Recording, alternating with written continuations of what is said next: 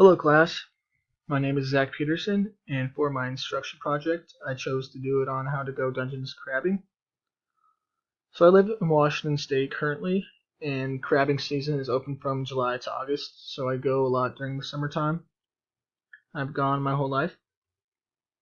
Dungeness crabbing in the Puget Sound is a luxury to the locals.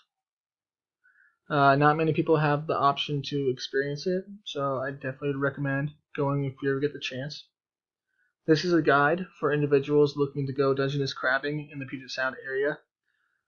The Dungeness crabbing process is a simple and easy process to learn. If you follow all the steps presented in this guide, you will soon be an expert at Dungeness crabbing in no time. So, the necessities. So if you're thinking about going Dungeness crabbing, you're going to need to acquire a boating and crabbing license. And once you get those, you should always have them on you when crabbing.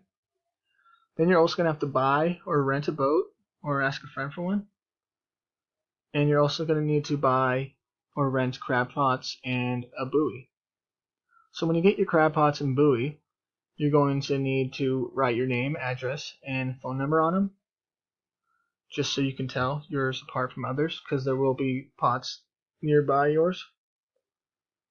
And you must know the crabbing laws and regulations for the state of Washington. So if you want to study that a little bit, I would recommend visiting the Washington Department of Fish and Wildlife website.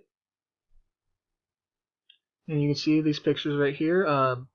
It's a guy pulling up a crab pot, and then there's crab on another pot sitting on the boat.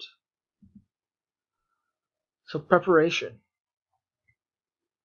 When preparing to go Dungeness crabbing, you got to prepare for any possibility, maybe a storm, or someone falling off the boat, or you getting pinched by a crab. The pot's pretty heavy too. You could easily drop it on your foot and hurt yourself. So here's some things that you're going to need to prep and bring. So before anything, make sure the gas tank in the boat is full. You're going to want to purchase bait from a local store. I like to use raw chicken meat or cow liver. And before I go out, I double check my safety equipment. You should always have these items. You should have a first aid kit, life jackets, flares for if your boat breaks down, radio, also very important. You can call the Coast Guard if needed, because you might not have cell phone service out on the water. I like to bring gloves just because pulling the crab pot up really rips up my hands and it hurts. And I also bring a bucket so I can store the crab that I catch in the bucket. And you want to bring a GPS and a map, just so you know where you're going. And on the top right, that's another crab pot. And on the bottom right, that's a buoy. So out on the water. Once you're out on the water, you're going to need to choose a location to drop the crab pots.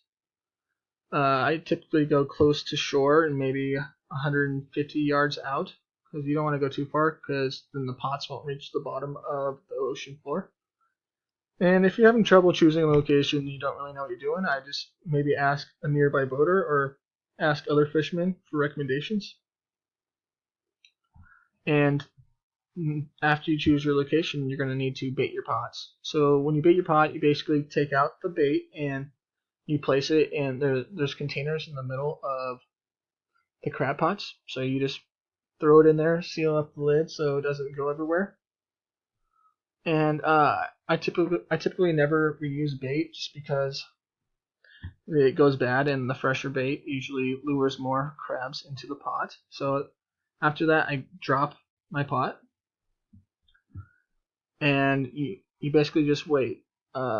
Sometimes I wait an hour and I get a lot of crabs. Sometimes I wait 5 hours and I don't get any, but it's typically just depending on the day. And make sure you remember the location of your buoy. You don't want to lose it, because they're kind of expensive. So, and one of the most important things when crabbing is be patient, because you do wait around a little bit. I typically drop drop them, and then I just go explore the waters a little bit.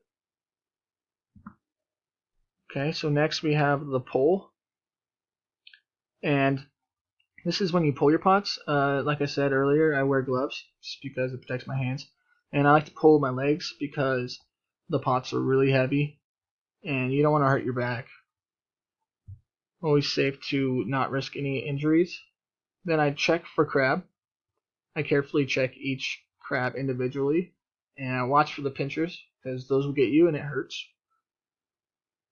Then I check the gender of the crab. So females are legal, and you can tell if it's a female by the wide abdominal flap, which is on the top right, the far right. And there's a male to the left, and you can see that's a narrow abdominal flap, and those are legal. And once you've gotten all the males, you still gotta check the width and the species. Obviously, you gotta take the Dungeness crab. You can't take the rock crab. So it's illegal to take Dungeness crabs smaller than 6.25 inches. And after I identify all the crab that are legal, I store them in a bucket, and I throw all the illegal ones back in the ocean. So once I'm back on solid ground, I basically prep to cook it, and you're gonna need these cooking supplies right here. You're gonna need a propane burner, a 30-quart stock pot, a stock pot basket, and some propane.